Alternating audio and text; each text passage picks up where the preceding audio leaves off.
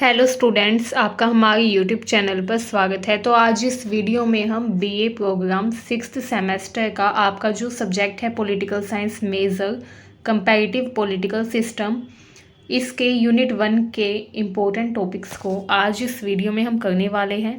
तो अगर आपके पास भी बीए प्रोग्राम 6th सेमेस्टर में पॉलिटिकल साइंस मेजर में कंपैरेटिव पॉलिटिकल सिस्टम सब्जेक्ट है तो वीडियो को कंप्लीट देखिएगा।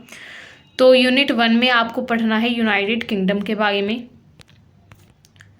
यूनाइटेड किंगडम यानी कि ब्रिटेन में पॉलिटिकल ट्रेडिशन यानी कि राजनीतिक परंपराएं कैसी है, संवैधानिक विकास ब्रिटेन में कैसे हुआ, ब्रिटेन का समाज, ब्रिटेन की अर्थव्यवस्था कैसी है, ठीक है, वहाँ पर राज्य किस तरीके से चलाया जाता है, पार्टी सिस्टम क्या है, चुनाव वहाँ पर कैसे होते हैं, ठीक है, वहाँ पर एकात्मक व्यवस्था है या संघीय व्यवस्था है, ये सब कुछ यूनिट 1 में आपको पढ़ना है।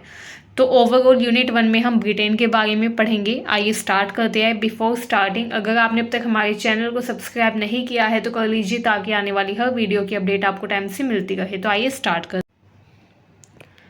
आइए स्टार्ट करते हैं। अगर हम बात करें यूनाइटेड किंगडम की, जिसको ब्रिटेन भी कहा जाता है, तो ब्रिटेन में सबसे पहले हम जानते हैं राजनीतिक परंपराओं के बारे में, पॉलिटिकल ट्रेडिशन। तो ब्रिटेन में संसदीय लोकतंत्र तथा संवैधानिक राजतंत्र की व्यवस्था मौजूद है। वहाँ पर संसदीय लोकतंत्र है, इसका मतलब है कि संसद के जो सदस्य है ब्रिटेन में, उनका चुनाव लोगों के द्वारा किया जाता है। तो संसदीय लोकतंत्र एक ऐसी व्यवस्था होती है जिसमें संसद के जो सदस्य होते हैं उनका चुनाव या उनको नियुक्त किसके द्वारा किया जाए, जनता के द्वारा किया जाए। तो ऐसा जो देश होता है वहाँ पर संसदीय लोकतंत्र की व्यवस्था मानी जाती है। लेकिन सेम टाइम वहाँ पर आपको संवैधानिक राजतंत्र भी देखने को मिलता है। संवैधानिक राजतंत्र का मतलब होता है कि राजा या रानी जो है वो संवैधानिक प्रमुख होगा।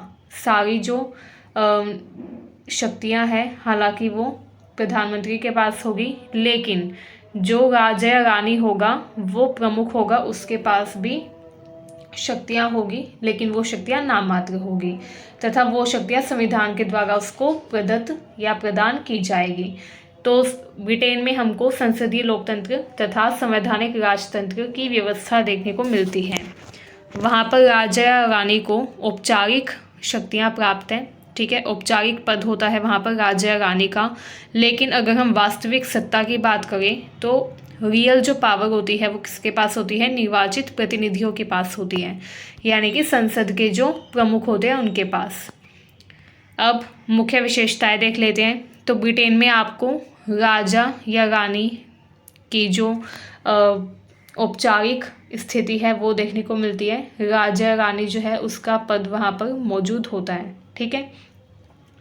राजा रानी जो भी हो वो संवैधानिक प्रमुख होता है, संविधान के द्वारा उसको शक्तियाँ प्रदान की जाती है, ठीक है। उनकी भूमिका सांकेतिक तथा औपचारिक होती है। वे कानून बनाने या सरकार चलाने में सक्रिय रूप से शामिल नहीं होते। जैसे आप हमारी कंट्री में देखेंगे प्राइम मिनिस्टर एंड प्रेसिडेंट, जितनी भी पावर्स हैं वो मोस्टली किसके पास होती है, प्रेसिडेंट के पास होती है, लेकिन वो जो पावर्स होती है वो नॉमिनल होती है, नाम मात्र की होती है। जबकि वास्तव में जो शक्तियों का उपयोग किया जाता है वो प्राइम मिनिस्टर के द्वारा किया जाता है, यानी प्रधानमंत्री के द्वारा। सेम व्यवस्था आपको ब्रिटेन में भी देखने को मिलेगी। वहाँ पर क्या होता है, राजा रानी जो है वो एक तरीके से प्रेसिडेंट होता है, उसके पास शक्तियाँ होती है लेकिन नाम मात्र होती है, लेकिन उन शक्तियों का उपयोग किसके द्वारा किया जाता है, संसद के जो प्रमुख होते हैं उनके द्वारा, ठीक है, जिनको जनता के द्वारा नियुक्त किया जाए, चाहे वो प्रधानमंत्री हो या कोई और हो, ठीक है। जैसे हमारी कंट्री में उसको संसद का जो प्रमुख होता है, जो बहुमत हासिल करने वाला नेता होता है संसद में, उसको प्रधानमंत्री बनाया जाता है। वैसे ही वहाँ पर जो बहुमत हासिल करने वाली पार्टी होती है उसका जो प्रमुख होता है, नेता होता है, उसको सारी शक्तियाँ वास्तव में दी जाती हैं, ठीक है। जबकि जो राजा रानी है, जैसे वर्तमान में वहाँ पर किंग चार्ल्स III हैं जो कि वहाँ पर राजा हैं, तो एक तरीके से हमको राजतंत्र भी वहाँ पर देखने को मिलता है, लेकिन वो संवैधानिक राजतंत्र है क्योंकि संविधान भी वहाँ पर मौजूद है, ठीक है। उनकी जो भूमिका है वो सांकेतिक है, औपचारिक है। कानून बनाने में जैसे हमारी कंट्री में जो भी कानून बनता है उसमें राष्ट्रपति सक्रिय रूप से हिस्सा नहीं लेता। राष्ट्रपति जस्ट क्या करता है, सिग्नेचर करता है जो भी कानून बनता है, एंड देन फिर वो कानून इम्प्लीमेंट किया जाता है। ठीक है, वैसे ही वहाँ पर भी है, राष्ट्रपति यानी कि जो राजा रानी होगा, जो प्रमुख होगा, राजा रानी को वास्तव में कानून बनाने या सरकार चलाने में सक्रिय रूप से भागीदारी नहीं दी जाती। ठीक है, वो सिर्फ औपचारिक रूप से अपने पद पर आसीन होते हैं। अगर हम संसद की बात करें तो ब्रिटेन में भी संसद मौजूद है, पार्लियामेंट जिसको कहा जाता है। ठीक है, संसद में वहाँ पर भी 2 सदन है। जैसे हमारे यहाँ पर 2 सदन है, लोकसभा एंड राज्यसभा, वैसे ब्रिटेन में भी संसद के 2 सदन हैं। एक है हाउस ऑफ कॉमन्स, एक है हाउस ऑफ लॉर्ड्स। ठीक है, हाउस ऑफ कॉमन किसे कहा जाता है वो देखते हैं। तो हाउस ऑफ कॉमन जो है वो कहा जाता है निचले सदन को। ठीक है, जैसे हमारी कंट्री में निचला सदन क्या होता है, लोकसभा। ठीक है, वैसे वहाँ पर लोकसभा की जगह हाउस ऑफ कॉमन वर्ड का यूज़ किया जाता है एंड उसी को निचला सदन भी कहा जाता है। ठीक है, हाउस ऑफ कॉमन जो है इसमें जनता के द्वारा चुने गए सदस्य होते हैं। मतलब हाउस ऑफ कॉमन्स के जो मेंबर होंगे, जो भी सदस्य होंगे हाउस ऑफ कॉमन में, वो जनता के द्वारा चुने जाते हैं। ठीक है, चुनाव में जनता क्या करती है, उन सदस्यों का चुनाव करती है, उनको चुनती है। ठीक है, एंड देन वो हाउस ऑफ कॉमन का हिस्सा बनते हैं। अब हाउस ऑफ कॉमन जो है ये कानून बनाने तथा सरकार की नीतियों पर चर्चा करने का भी मुख्य मंच है। ठीक है, जैसे हमारी कंट्री में संसद क्या करती है, संसद का कार्य क्या है, कानून बनाना, कानून पर चर्चा करना। ठीक है, सरकार की नीतियों पर चर्चा करना कि सरकार क्या क्या नीतियाँ बना रही है, सरकार ने जो नीतियाँ बनाई है उनका क्या प्रभाव देखने को मिल रहा है, इन सब की चर्चा भी बेसिकली संसद में हमको देखने को मिलती है। वैसे ही सेम ब्रिटेन में जो संसद है वहाँ पर भी होता है। ठीक है, वहाँ पर भी कानून बनाने तथा सरकार की नीतियों पर चर्चा करने का कार्य निरंतर चलता रहता है। ठीक है, इसके अलावा वहाँ पर जो उच्च सदन है, जिसको ऊपरी सदन या हाउस ऑफ लॉर्ड कहा जाता है, उसमें जो सदस्य होते हैं वो नामित होते हैं, मतलब कि नॉमिनेटेड होते हैं तथा वंशानुगत होते हैं, मतलब कि हेरिडिटरी पोजीशन होती है उनकी। जैसे हमारी कंट्री में तो राज्यसभा उच्च सदन होता है एंड राज्यसभा के जो मेंबर होते हैं उनका भी क्या होता है, चुनाव होता है। उनको भी चुनाव के द्वारा चुना जाता है, लेकिन उनके चुनाव में जो भाग लेने का काम होता है वो किसका होता है, जो MLAs हैं वो उस चुनाव में वोट देते हैं। ठीक है, जबकि ब्रिटेन में क्या होता है, ब्रिटेन में हाउस ऑफ लॉर्ड्स होता है, मतलब कि ब्रिटेन में उच्च सदन को राज्यसभा नहीं कहा जाता, हाउस ऑफ लॉर्ड कहा जाता है। एंड हाउस ऑफ लॉर्ड जो है इसमें जो सदस्य होते हैं उनकी जो पोजीशन है वो वंशानुगत रूप से चलती रहती है। ठीक है, जैसे कोई व्यक्ति है वो वहाँ पर हाउस ऑफ लॉर्ड का सदस्य है तो आगे भविष्य में उसका बेटा या उसका कोई रिश्तेदार फिर हाउस ऑफ लॉर्ड का सदस्य बनेगा उसके रिटायर होने के बाद। ठीक है, तो वहाँ पर इस तरीके से वंशानुगत हमें पोजीशन देखने को मिलती है। ठीक है, इनका काम होता है कानून की समीक्षा करना कि हाउस ऑफ कॉमन ने जो कानून बनाया है या जो कानून बनाने का प्रस्ताव रखा है वो कानून कैसा है, वो कानून अच्छा है या बुरा, उस कानून का क्या प्रभाव होने वाला है, उस कानून को लागू करने के लिए क्या क्या कार्य किए जाने पड़ेंगे। ठीक है, क्या क्या कार्य करने होंगे। तो इन सब चीज़ों की किसी भी कानून की समीक्षा करने का काम हाउस ऑफ लॉर्ड यानी कि ऊपरी सदन का होता है। ठीक है, अब ब्रिटेन में भी प्रधानमंत्री होता है एक, प्रधानमंत्री जैसे इंडिया में होता है वैसे ब्रिटेन में भी होता है prime minister. And prime minister कौन होता है, हाउस ऑफ कॉमन्स के बहुमत दल का नेता होता है। जैसे हमारी कंट्री में जो बहुमत दल का नेता होता है या बहुमत दल का जो प्रमुख होता है वो प्रधानमंत्री बनता है। ठीक है, संसद में। वैसे ही ब्रिटेन में होता है हाउस ऑफ कॉमन्स के बहुमत दल का जो नेता होता है वो प्रधानमंत्री बनता है। ठीक है, प्रधानमंत्री की अगर हम बात करें तो प्रधानमंत्री सरकार का प्रमुख होता है। वे कैबिनेट मंत्रिमंडल का नेतृत्व करते हैं तथा देश के प्रशासन का संचालन करते हैं। तो कुछ चीज़ें इंडिया के जैसे ही है, वहाँ पर भी कुछ डिफरेंसेस भी हमको वहीं पर सेम टाइम देखने को मिलते हैं। ठीक है, संविधान की बात करें तो ब्रिटेन में कोई लिखित संविधान नहीं है, यह परंपराओं, नियमों तथा कानूनों पर आधारित है। जैसे इंडिया में तो रिटन कॉन्स्टिट्यूशन है, लेकिन ब्रिटेन में हमको लिखित संविधान देखने को नहीं मिलता। वहाँ पर जो संविधान है वो लिखित नहीं है, मतलब कि उसको लिखा नहीं गया है, लेकिन वो परंपराओं, नियमों व कानूनों पर आधारित है। ठीक है, अब हम ये नहीं बोल सकते कि वहाँ पर कोई संविधान ही नहीं है। ठीक है, बस ये कहा जाता है कि वहाँ पर कोई रिटन कॉन्स्टिट्यूशन नहीं है। ठीक है, अगर हम ये कहें कि लिखित संविधान नहीं है तो इसका मतलब ये नहीं है कि वहाँ पर कोई संविधान अस्तित्व में है ही नहीं। इसका मतलब ये नहीं होता। इसका मतलब होता है कि जैसे हमारी कंट्री में संविधान की एक प्रॉपर बुक है, ठीक है, एक अच्छे से बुक में उसको संविधान को रखा गया है, लाइब्रेरी में रखा गया है। ठीक है, पार्लियामेंट की जो लाइब्रेरी है वहाँ पर।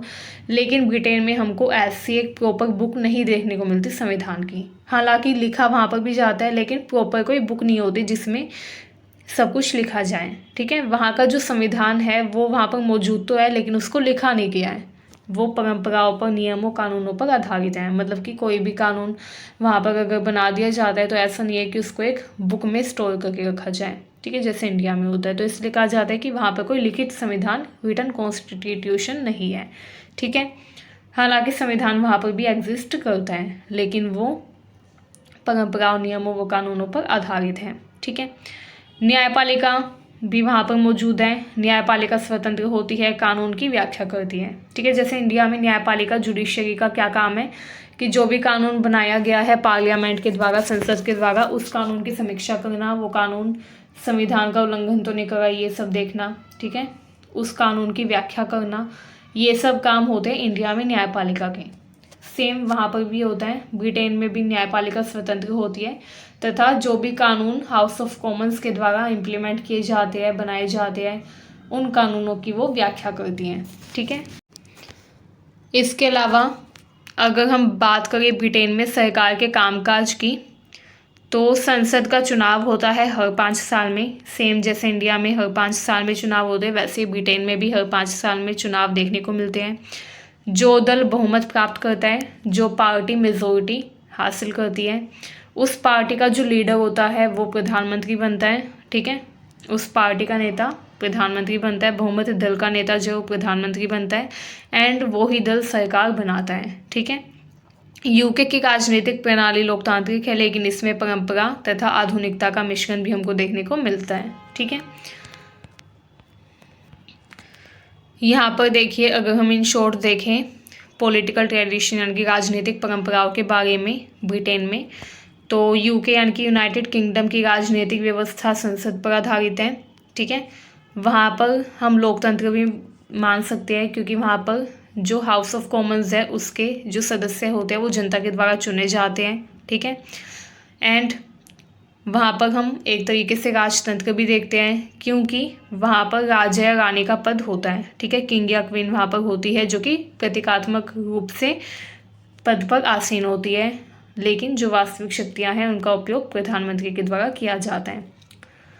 अब वहाँ पर भी 2 सदन होते हैं संसद के, house of common and house of Lord. ठीक है, हाउस ऑफ कॉमन जिसमें जनता के द्वारा चुने हुए प्रतिनिधि होते हैं। ठीक है, हाउस ऑफ कॉमन को आप एक तरीके से एग्जाम्पल के लिए मान सकते हैं, जैसे इंडिया में लोकसभा। ठीक है, एंड हाउस ऑफ लॉर्ड को आप मान सकते हैं जैसे इंडिया में राज्यसभा। ठीक है, जो इंडिया में लोकसभा की पावर होती है वो वहाँ पर हाउस ऑफ कॉमन की पावर है एंड वैल्यू है। ठीक है, एंड सेम जो इंडिया में राज्यसभा की शक्ति तथा ताकत होती है वो वहाँ पर हाउस ऑफ लॉर्ड्स की शक्ति है। ठीक है, तो एक तरीके से इस तरीके से आप कंपैरिजन कर सकते हैं याद करने के लिए। ठीक है, हाउस ऑफ लॉर्ड के सदस्य नामांकित होते हैं। ठीक है, वंशानुगत होते हैं। वहाँ पर प्रधानमंत्री भी होता है जो कि बहुमत दल का नेता होता है। प्रधानमंत्री की कैबिनेट भी होती है।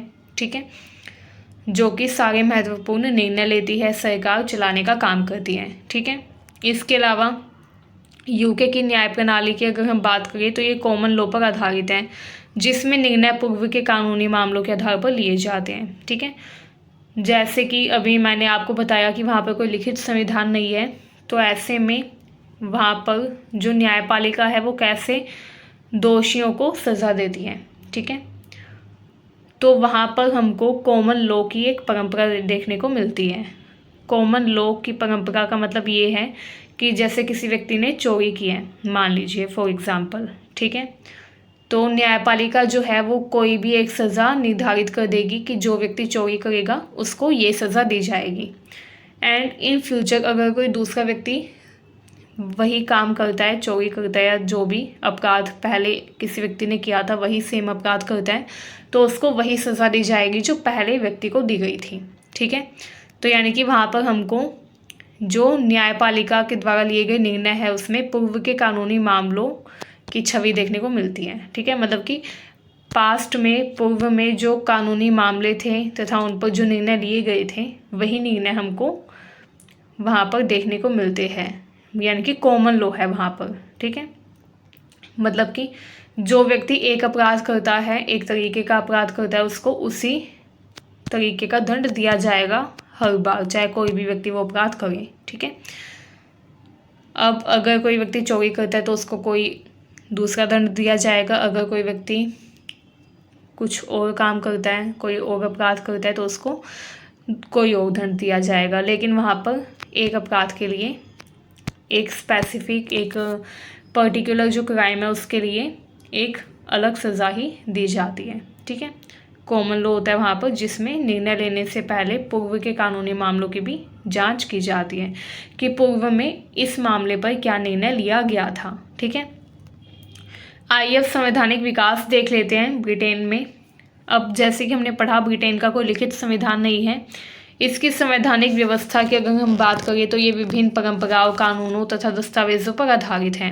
ठीक है, आइए कुछ प्रमुख चरण देख लेते हैं जो कि हमको ब्रिटेन में संवैधानिक विकास की राह को दिखाते हैं कि कैसे ब्रिटेन में संवैधानिक विकास हुआ, क्या क्या चरण रहे ब्रिटेन में संवैधानिक विकास के। ठीक है, पहला है मैग्ना कार्टा 1215 में। ठीक है, मैग्ना कार्टा जो था ये एक दस्तावेज था जो कि राजा की शक्तियों को सीमित करने के लिए तथा नागरिकों के अधिकारों की रक्षा करने के लिए बहुत ही महत्वपूर्ण था। ठीक है, मैग्ना कार्टा जो दस्तावेज था इसकी रचना की गई थी जिसमें राजा की शक्तियों को कम कर दिया गया था, जनता के अधिकारों को बढ़ा दिया गया था। ठीक है, उसके बाद 1688 में, 1688 में ग्लोरियस रेवोल्यूशन होता है। ठीक है, जिसने संसद की सर्वोच्चता को स्थापित किया, राजा की शक्ति को सीमित किया। ठीक है, इसके अलावा 1689 में बिल ऑफ राइट्स आता है। इसने संसद के अधिकारों को स्पष्ट किया कि संसद के वास्तव में क्या अधिकार होंगे तथा संवैधानिक राजतंत्र की नींव रखी। अब नेक्स्ट आता है सुधार अधिनियम। अलग अलग सुधार हुए। ठीक है, अलग अलग सुधार अधिनियम पारित किए गए। यूरोपीय संघ से अलगाव भी हमको लास्ट में 2020 में देखने को मिलता है, जिसमें ब्रिटेन जो है वो एग्जिट हो जाता है, अलग हो जाता है यूरोपियन यूनियन से, यूरोपियन संघ से। ठीक है, तो इस तरीके की जो घटनाएं थी वो घटित होती गई एंड ब्रिटेन में संवैधानिक विकास होता गया। ठीक है, अब इसका मतलब क्या है, जैसे कि मैग्ना कार्टा 1215 में दस्तावेज आया था जिसमें राजा की शक्तियों को सीमित किया गया था। ठीक है, तो वो जो दस्तावेज था उसमें जो जो चीज़ें, जो जो बातें लिखी हुई थी या जो जो उसमें निर्णय लिए गए थे उन निर्णयों को ब्रिटेन में आगे तक फॉलो किया गया। ठीक है, एंड इसी वजह से वहाँ पर कोई संविधान बनाने की भी ज़रूरत नहीं पड़ी, क्योंकि ब्रिटेन में एक लिखित संविधान नहीं है। जो अलग अलग दस्तावेज ब्रिटेन में इतिहास में लिखे गए हैं, जो ब्रिटेन में अलग अलग परंपराएं, कानून व दस्तावेज रहे हैं, उन्हीं के आधार पर ब्रिटेन में शासन चलाया जाता है। ठीक है, इसलिए ब्रिटेन में कोई लिखित संविधान नहीं है। तो ये कुछ प्रमुख दस्तावेज थे। ठीक है, कुछ प्रमुख घटनाएं थी, कुछ प्रमुख परंपराएं थी जो कि ब्रिटेन में संवैधानिक विकास से जुड़ी हुई है। ठीक है, या संवैधानिक विकास से संबंधित है। इसमें यूरोपीय संघ से जो अलगाव की घटना थी, जिसमें ब्रिटेन जो था वो यूरोपीय संघ से अलग हो गया था, ये घटना काफ़ी प्रमुख है। ठीक है, आपने 12th में पढ़ा होगा कि ब्रिटेन जो था वो एग्जिट हो जाता है 2020 में यूरोपियन यूनियन से, यूरोपीय संघ से। एंड ये जो घटना थी ये भी काफ़ी प्रमुख रही ब्रिटेन के संवैधानिक व राजनीतिक विकास में। ठीक है, आइए अब हम कुछ मुख्य विशेषताएं देख लेते हैं ब्रिटेन की। तो पहला तो यही है कि वहाँ पर कोई लिखित संविधान नहीं है। ब्रिटेन की जो व्यवस्था है ये प्रथाओं, न्यायिक निर्णयों तथा कानूनों पर आधारित है। इसके अलावा वहाँ पर हमको शक्ति का संतुलन देखने को मिलता है। ठीक है, संसद, कार्यपालिका, न्यायपालिका, इन सब के बीच में शक्तियों का स्पष्ट विभाजन वहाँ पर देखने को मिलता है। ठीक है, संवैधानिक लचीलापन है, समय व परिस्थितियों के अनुसार कानूनों को आसानी से बदला जा सकता है। ठीक है, तो वहाँ पर हमको संवैधानिक लचीलापन भी देखने को मिलता है, क्योंकि आप यहीं से लगा सकते हैं कि वहाँ पर क्योंकि कोई रिटन कॉन्स्टिट्यूशन, लिखित संविधान नहीं है, तो इसलिए वहाँ पर ये काफ़ी आसान है कानूनों को बदलना समय की परिस्थिति के अनुसार। ठीक है, इसके अलावा ब्रिटेन की संवैधानिक व्यवस्था उसके परंपराओं व कानूनों का मिश्रण है जो उसको स्थिरता व लचीलापन दोनों प्रदान करती है।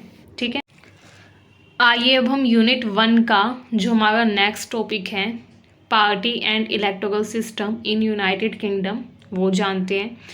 तो इसमें हमें जानना है कि यूनाइटेड किंगडम यानी कि ब्रिटेन में पार्टी एंड चुनावी प्रणाली क्या है। ठीक है, वहाँ पर पार्टी एंड इलेक्टोरल सिस्टम कैसा है।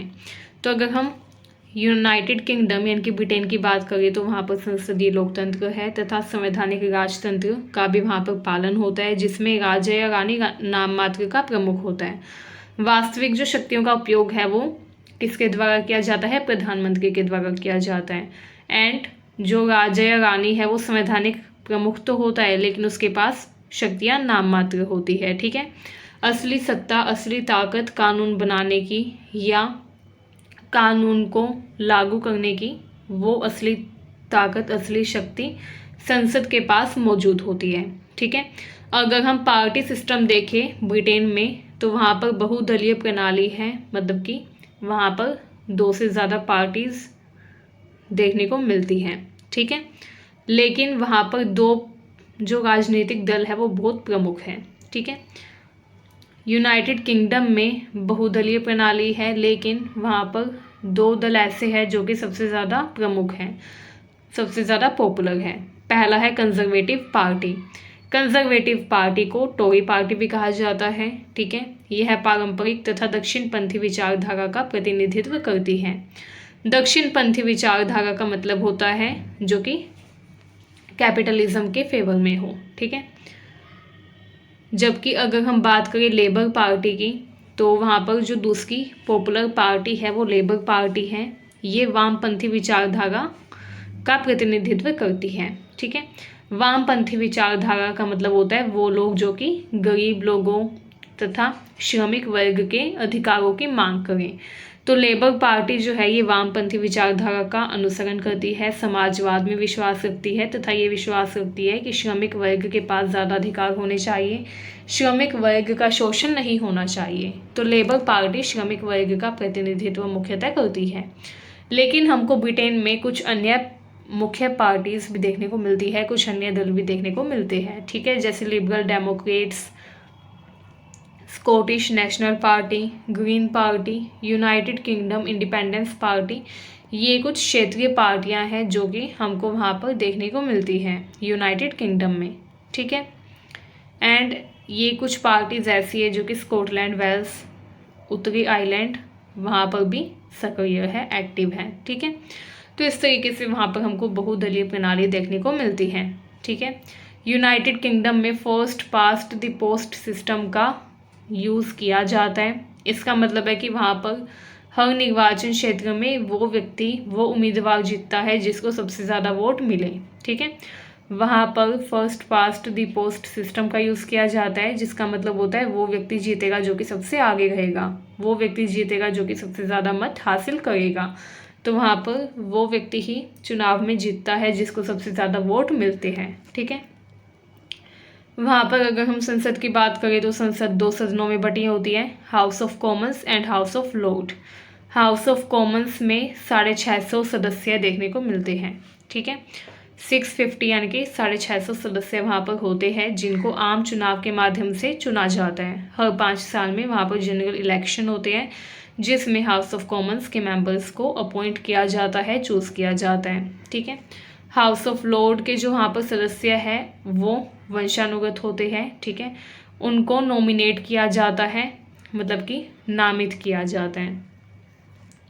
इसके अलावा प्रधानमंत्री का भी वहाँ पर चुनाव कैसे होता है, तो हाउस ऑफ कॉमन्स में वो दल, वो पार्टी जिसको सबसे ज़्यादा सीट मिले, बहुमत दल हासिल करने वाला जो दल होता है, बहुमत हासिल करने वाला जो दल होता है या पार्टी होती है, उसका जो नेता होता है वही वहाँ पर प्रधानमंत्री बनता है। जैसे इंडिया में लोकसभा में जिसको सबसे ज़्यादा वोट्स मिलते हैं, उस पार्टी का लीडर, उस पार्टी का नेता जो है वो प्रधानमंत्री बनता है। वैसे ब्रिटेन में भी होता है। ब्रिटेन में हाउस ऑफ कॉमन्स में सबसे ज़्यादा सीट जीतने वाली पार्टी का नेता प्रधानमंत्री बनता है। ठीक है। चुनाव की बात करें तो हर 5 साल में चुनाव होते हैं। ठीक है।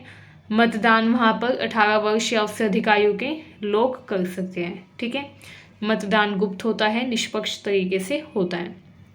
विशेषता की बात करें तो विशेषता देखिए, चुनाव में क्षेत्रीय व राष्ट्रीय मुद्दे अहम भूमिका निभाते हैं। बहुमत वाली पार्टी जो है वो सरकार बनाती है, जबकि अन्य पार्टी विपक्ष में रहती है। यदि किसी पार्टी को पूर्ण बहुमत नहीं मिलता तो वो गठबंधन सरकार यानी कि कोalition गवर्नमेंट बना सकते हैं। यह प्रणाली स्थिरता व स्पष्टता प्रदान करती है, लेकिन कभी कभी अल्पसंख्यक दलों को उचित प्रतिनिधित्व देने में भी असफल रह सकती है। ठीक है। तो वहाँ पर मुख्यतः ये प्रणाली हमको देखने को मिलती है। एंड वहाँ पर गठबंधन सरकार भी कई बार देखने को मिलती है, जब वो पार्टीज़, वो दल जिनको पूर्ण बहुमत नहीं मिलता, वो आपस में मिलकर गठबंधन बना लेते हैं। ठीक है। अब हमारा यूनिट 1 का जो लास्ट टॉपिक आता है वो है यूनाइटेड किंगडम में यूनिटी एंड फेडरल सिस्टम। तो अगर हम यूनाइटेड किंगडम की बात करें, यूके की बात करें, तो वहाँ पर एकात्मक प्रणाली यानी कि यूनिटरी सिस्टम देखने को मिलता है। इसमें कुछ एकात्मक प्रणाली यानी कि यूनिटरी सिस्टम एंड कुछ फेडरल सिस्टम के हमको तत्व देखने को मिलते हैं। एकात्मक प्रणाली तथा जो संघीय प्रणाली है उसके कुछ मुख्य तत्व ये जानते हैं, लेकिन बेसिकली वहाँ पर हमको एकात्मक प्रणाली ही देखने को मिलती है। ठीक है। यूके यानी कि यूनाइटेड किंगडम एक एकात्मक राज्य है, जिसका मतलब है कि वहाँ पर जितनी भी शक्तियाँ होगी वो केंद्र के पास ही होगी। ठीक है। सत्ता का केंद्रीकरण होता है, सारी शक्तियाँ, सारे अधिकार केंद्र सरकार के पास होते हैं। ठीक है। यहाँ पर राष्ट्रीय सरकार, संसद को सर्वोच्च अधिकार प्राप्त हैं। ठीक है। इसके अलावा सभी कानून व नीतियाँ संसद के द्वारा ही नियंत्रित की जाती हैं। तो अगर हम ब्रिटेन की बात करें तो ब्रिटेन में सारे अधिकार संसद के पास होते हैं। ठीक है। जिसको राष्ट्रीय सरकार भी कहा जा सकता है, क्योंकि संसद में जो बहुमत दल का नेता होता है वही प्रधानमंत्री होता है, तो इसलिए सारे अधिकार, सारी शक्तियाँ संसद के पास ही वहाँ पर मौजूद हैं। ठीक है। यूनाइटेड किंगडम में इंग्लैंड, स्कॉटलैंड, वेल्स एंड उत्तरी आयरलैंड शामिल है, लेकिन इनमें संप्रभुता नहीं है। ठीक है। अब निर्णय लेने की जो शक्ति है वहाँ पर वो मुख्यतः किसके पास है? संसद के पास है। जो भी मुख्य निर्णय लिए जाते हैं, जो भी प्रमुख नीतिगत फैसले लिए जाते हैं वो संसद में ही लिए जाते हैं। एंड संसद कहाँ पर मौजूद है? लंदन में मौजूद है। ठीक है। अब एकात्मक जो राज्य है, एकात्मक जो शासन प्रणाली है, उसकी ये पहचान है कि वहाँ पर जो राज्य होते हैं उनके पास संप्रभुता नहीं होती। ठीक है। जो राष्ट्र होता है उसी के पास सारी शक्तियाँ होती हैं। जो केंद्र होता है, केंद्र सरकार के पास ही सारी शक्तियाँ होती हैं। राज्य सरकार के पास कम शक्तियाँ होती है तथा राज्य सरकार के पास संप्रभुता भी नहीं होती। जैसे इंडिया में आप देख सकते हैं, इंडिया में जो हमारे जितने भी राज्य हैं, राज्य की जो सरकारें हैं उनके पास केंद्र सरकार से कम शक्तियाँ हैं। ठीक है। केंद्र सरकार के पास ज़्यादा शक्तियाँ हैं एंड राज्य जो है उनके पास संप्रभुता भी नहीं है, क्योंकि अगर संप्रभुता आ गई तो वो राज्य देश बन जाएगा। इसलिए वहाँ पर ब्रिटेन में भी हमको ये चीज़ देखने को मिलती है कि जो राज्य है उनके पास संप्रभुता नहीं है। ठीक है। तथा राज्य सरकार के पास कम अधिकार है। यूनाइटेड किंगडम में भी अलग अलग राज्य है, जैसे इंग्लैंड, स्कॉटलैंड, वेल्स, उत्तरी आयरलैंड। ठीक है। ये सब है, लेकिन इनके पास संप्रभुता नहीं है। इसलिए यूनाइटेड किंगडम को एकात्मक राज्य यानी कि यूनिटरी स्टेट कहा जाता है। ठीक है। लेकिन वहाँ पर कुछ तत्व संघीय भी हैं। ठीक है। कुछ संघीय शासन व्यवस्था के भी तत्वों को वहाँ पर शामिल किया गया है, जैसे विकेंद्रीकरण। ठीक है। यूके में स्कॉटलैंड, वेल्स, उत्तरी आयरलैंड को अपनी क्षेत्रीय संसद या असेंबली दी गई है। ठीक है।